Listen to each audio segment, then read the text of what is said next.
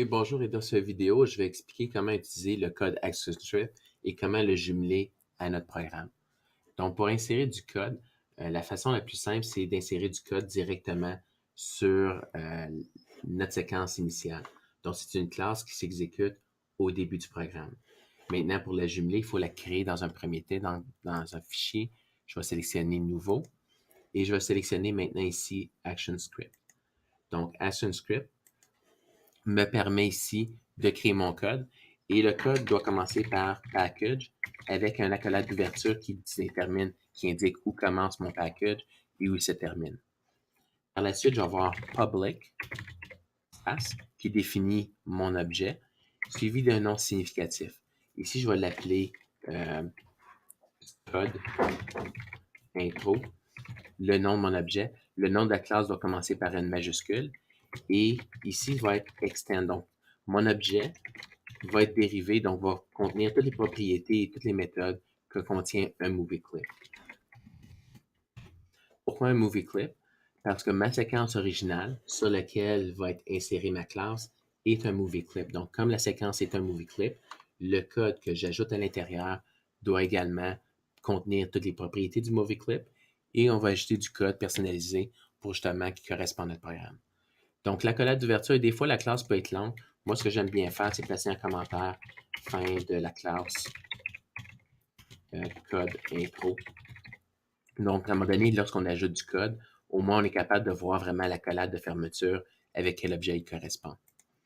Maintenant, on utilise un objet Movie Clip. Et si j'exécute mon programme ici, il y a plusieurs choses qui manquent, mais il va me dire que l'objet Movie Clip, il ne le connaît pas.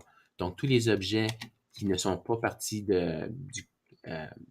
qui ne font pas partie de ma classe, je dois les importer et je le fais avec la commande import et je l'importe de la classe de référence Flash.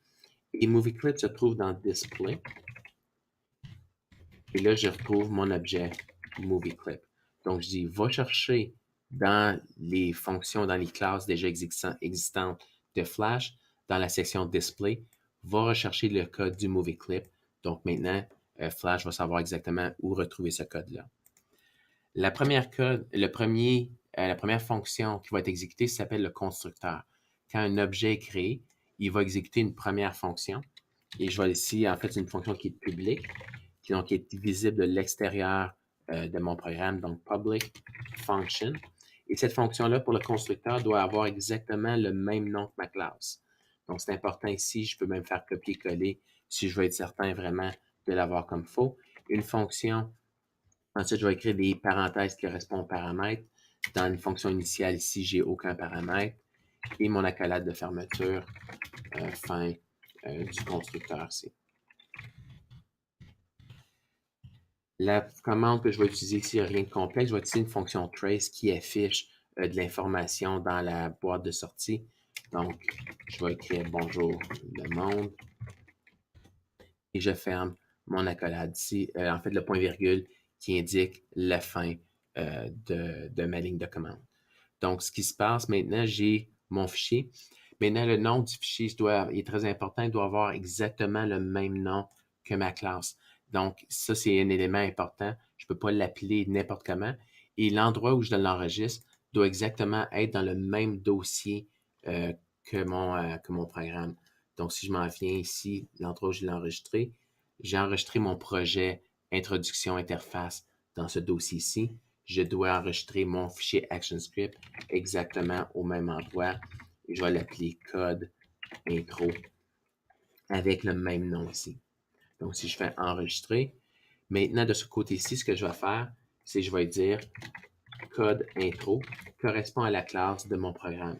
Et je peux cliquer sur le bouton édition pour vérifier que le lien se fait bien entre mes deux fichiers. Donc, si je clique sur le bouton ici, je remarque le lien se fait. Et si, disons, il y avait une erreur pour une raison ou une autre, et je clique sur le bouton, il va m'afficher justement que le fichier n'existe pas. Donc, je vais juste enlever le petit point, je m'en viens ici. Et maintenant, c'est que j'exécute mon programme. Donc, je peux revenir à mon fichier original, CTRL-ENTER pour tester l'animation. Et la seule chose qu'il va faire, c'est au début, il va exécuter le code intro. Le code intro, lui, ce qu'il lui dit, c'est exécute ton constructeur lorsqu'il l'objet est créé. Donc, il dit bonjour le monde dans la fonction trace et j'ai bonjour le monde qui affiche en dessous.